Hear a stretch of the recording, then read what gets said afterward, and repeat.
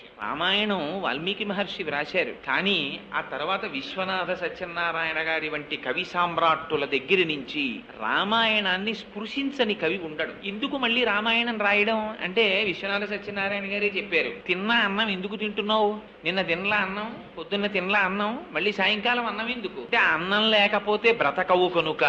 బాహ్యంలో శరీరం బ్రతకడం కాదు కావలసినది, లోపల మానవత్వం బ్రతకాలంటే రామాయణం జ్ఞాపకం ఉండాలి, రామాయణం వినాలి, రామాయణం చదవాలి, రాముణ్ణి 1కి 10 మార్లు ఆదర్శంగా గుర్తుపెట్టుకోవాలి. రాముడి యొక్క శీలము, రాముని యొక్క ఆ వ్యక్తిత్వము ఎంత కాలము మానవ జాతి స్మరించుకుంటుందో అంతకాలం మానవత్వం బ్రతికుంటుంది. మానవత్వం బ్రతికి లేనినాడు వాడు ఉపాధి చేత మానవుడేమో కానీ వాడికి రాక్షసుడికి తేడా ఉండదు. దానివల్ల సమాజమునకు అంతటికీ కూడా అభద్రతాభావం ఏర్పడుతుంది, ప్రమాదమునకు లోనవుతుంది. అందుచేత రాముని యొక్క దివ్య గుణములను కీర్తించని వారు ఉండరు. అసలు ఆ అవతారమే చాలా విశిష్టమైనటువంటి అవతారం.